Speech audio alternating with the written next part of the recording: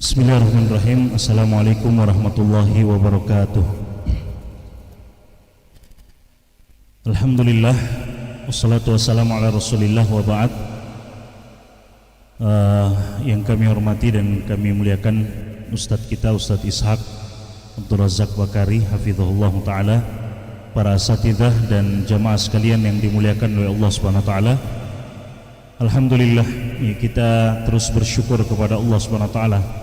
Malam ini malam yang ke-12 kita di bulan suci Ramadan.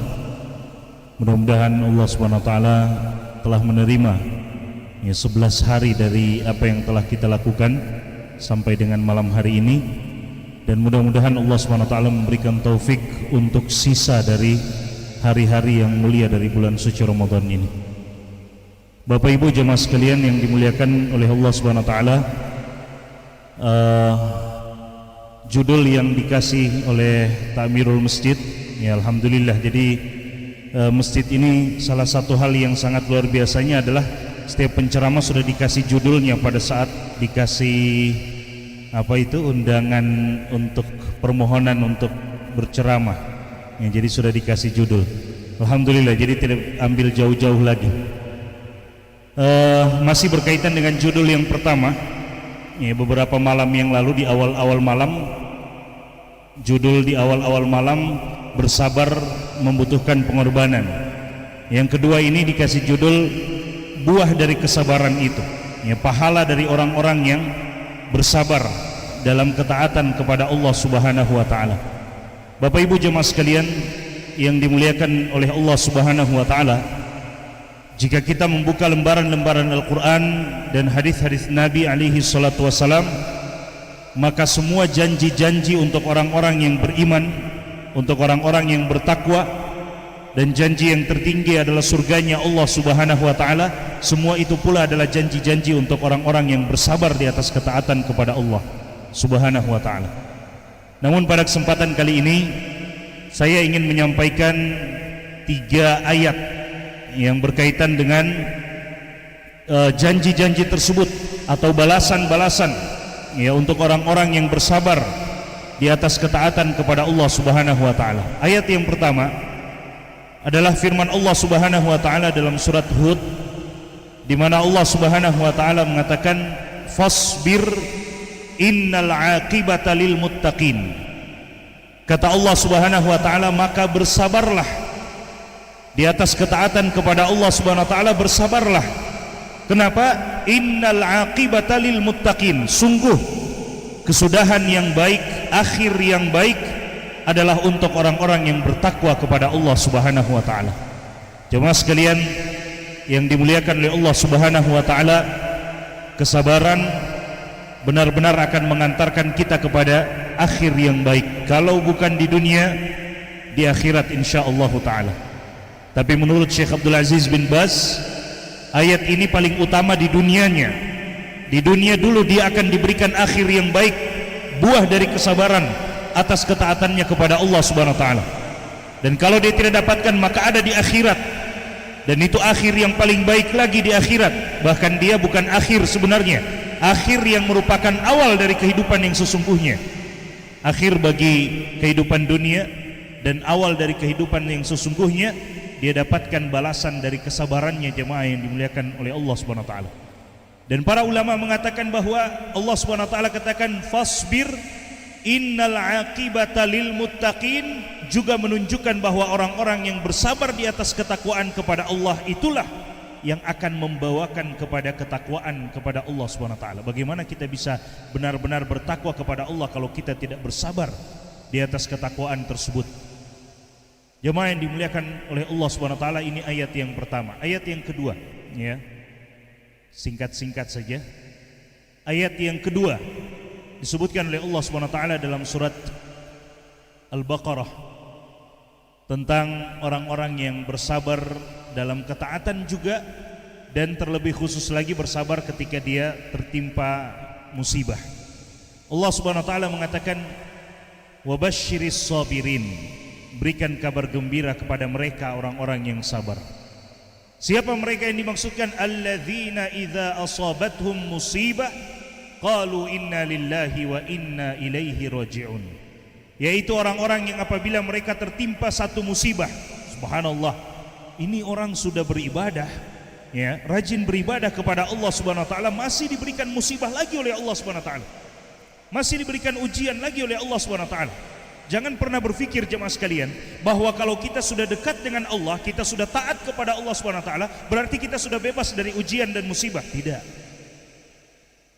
Semakin kita taat, semakin akan besar juga ujian dari Allah Subhanahu wa taala untuk menguji kejujuran kita dalam ketaatan dan keimanan kita, dan untuk meningkatkan kualitas iman kita kepada Allah Subhanahu wa taala. Bukankah para nabi, para rasul, mereka adalah orang-orang yang paling besar ujian yang mereka dapati dalam hidup mereka? Kata Nabi alaihi salatu wasalam, asyaddul bala al-anbiya thummal amthal fal amthal. Manusia-manusia yang paling berat mendapatkan ujian dari Allah Subhanahu wa taala adalah mereka para nabi, kemudian yang serupa atau semisal dan yang semisal. Orang-orang yang kualitas keimanannya hampir ke sana, seperti Abu Bakar As-Siddiq, Umar bin Khattab dan yang lainnya. Kemudian yang semisal dengan mereka. Dan Allah Subhanahu wa taala telah mengatakan juga dalam Al-Qur'an, kata Allah Subhanahu wa taala, alif lam mim, ahasiban nasu ay yutraku ay yaqulu amanna wa hum la yuftanun. Alif lam mim, apakah manusia mengira mereka akan dibiarkan begitu saja mengatakan kami telah beriman, lalu mereka tidak diuji oleh Allah Subhanahu wa taala? Semakin kita beriman, semakin kita diuji jemaah sekalian. Jadi ayat yang itu tidak masuk di 3 ayat yang saya maksud, ya. Katanya 3 ayat, kenapa sudah jadi 4? Begitu pula firman Allah Subhanahu wa taala, ini juga tidak masuk di 3 ayat tentang sabar tadi. Dia masuk ayat penjelasan. Ya. Begitu juga firman Allah Subhanahu wa taala jemaah sekalian, ketika bercerita tentang kehidupan yang kita sedang alami ini. Allah Subhanahu wa taala mengatakan, kullu nafsin dha'iqatul maut, dalam surat Al-Anbiya, ya, Ustaz Sultan, ya. Setiap yang bernyawa akan merasakan kematian. Wa nabluukum bisyarri wal khairi fitnah. Kata Allah Subhanahu wa taala, tapi sebelum datang kematian itu, kami akan menguji setiap manusia. Apalagi yang beriman, akan kami uji dia dengan kebaikan dan keburukan sebagai ujian, fitnah sebagai ujian buat dirinya. Jadi jangan kita merasa jemaah sekalian, kita kenapa kadang ada yang seperti itu, dan ini harus disampaikan, diingatkan. Ada orang yang Masya Allah syaitan datang kepadanya karena selama ini dia taat, lalu Allah berikan dia ujian. Di situ kesempatan syaitan untuk berbisik kepadanya, katanya kamu sudah taat kepada Allah, sudah beribadah kepada Allah, masa Allah kasih ujian? Berarti ibadah kamu selama ini akhirnya na'udzubillahi min dzalik, mungkin setelah itu dia futur, istilah kita, dan sebagainya. Na'udzubillahi min dzalik. Ingat, Allah Subhanahu wa taala telah mengatakan, kami akan menguji kalian wahai manusia sebelum kalian meninggal, bukan cuma dengan keburukan, bukan cuma dengan musibah, tapi kami akan menguji juga manusia dengan kebaikan. Jemaah sekalian, ibadah kita adalah ujian buat kita. Ibadah yang kita lakukan kepada Allah Subhanahu wa taala juga merupakan ujian keikhlasan kita bagaimana kepada Allah Subhanahu wa taala. Ya. Ibadah-ibadah yang kita lakukan adalah bentuk ujian dari Allah, bagaimana kita melakukannya, sesuaikah dengan apa yang Allah inginkan, yang diinginkan oleh Nabi alaihi salatu wassalam, dan seterusnya. Kebaikan-kebaikan yang kita dapat juga merupakan ujian. Makanya lihat, ya, ayat berikutnya sebagai penjelasan. Lihat di dalam surat An-Naml, Allah Subhanahu wa taala ceritakan tentang Nabi Sulaiman alaihi salam. Ketika beliau mendapatkan berbagai macam nikmat dari Allah Subhanahu wa taala, bahkan sampai bisa memerintahkan jin, bahkan sampai bisa memerintahkan hewan, bisa berbicara dan mengerti bahasa hewan. Setelah itu apa kata beliau? Hadza min fadli rabbi liyabluwani aashkuru am akfur. Ini semua adalah karunia dari Tuhanku untuk menguji diriku, apakah aku termasuk hamba yang bersyukur atau termasuk hamba yang kufur terhadap nikmat-nikmat Allah Subhanahu wa taala. Jadi kebaikan yang Allah berikan kepada kita juga adalah ujian. Apakah kita bersyukur mengamalkannya atau menggunakannya dalam ketaatan kepada Allah Subhanahu wa taala? Ibadah kita yang kita lakukan juga adalah ujian dari Allah Subhanahu wa taala. Karena ada orang ketika dia rajin beribadah, dia memandang orang yang belum sholat seakan-akan orang yang belum sholat itu penduduk neraka. Na'udzubillahi min dzalik. Belum tentu. Kita belum tahu akhir dari dari cerita kehidupan kita. Boleh jadi kita masuk, na'udzubillah, dalam hadis Nabi, wa innar rajula la ya'malu bi'amali ahlil jannah hatta ma yakunu bainahu wa bainaha illa dhira' fayasbiqu alaihi alkitab fayamalu bi'amali ahlin nar fayadkhuluha. Boleh jadi ada orang yang rajin ibadah, semua amalan penduduk surga dia sudah bikin semuanya, sampai-sampai tidak ada jarak dengan antara dia dengan kematian atau dengan surga kecuali kematian. Sahasta yang ditafsirkan oleh para ulama dengan kematian. Hampir-hampir dia masuk surga dengan amalannya, semua amalan penduduk surga dia bikin. Tapi ternyata takdir Allah SWT berkata lain. Di akhir kehidupannya dia beramal dengan amalan penduduk neraka yang justru membuat dia masuk ke dalam neraka. Dan ditafsirkan oleh Nabi, dijelaskan oleh Nabi maksud dari hadis tersebut, yaitu orang-orang yang innar rajula la ya'malu bi'amali ahlil jannah fima yabdulin nas.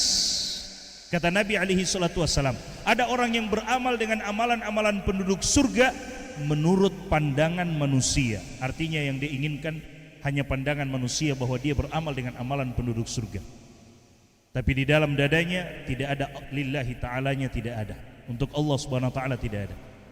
Jemaah sekalian yang dimuliakan oleh Allah subhanahu wa ta'ala, jadi orang-orang yang bersabar adalah alladzina idza asabathum musibah qalu inna lillahi wa inna ilaihi raji'un. Mereka mengucapkan inna lillahi wa inna ilaihi raji'un. Lalu apa yang mereka dapatkan atas kesabaran tersebut? Kata Allah Subhanahu wa taala, ulaika alaihim salawatum mir rabbihim wa rahmah wa ulaika humul muhtadun. Orang-orang yang bersabar ini akan mendapatkan solawat dari Allah, rahmat dari Allah, dan mereka orang-orang yang mendapatkan petunjuk. Itu buah dari kesabaran.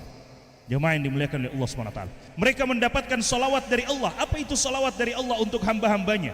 Subhanallah, Syekh Hasan Bukhari, beliau ketika berbicara tentang salawat Allah SWT kepada untuk hamba-hambanya, beliau katakan betapa beruntung hamba-hamba yang mendapatkan salawat dari Allah itu. Siapa dia? Bahasa kasarnya, siapa dia sampai Allah mau bersalawat kepada dia, bersalawat untuk dia? Kalau kita bersalawat kepada Nabi, pantas. Nabi sangat berjasa untuk kita.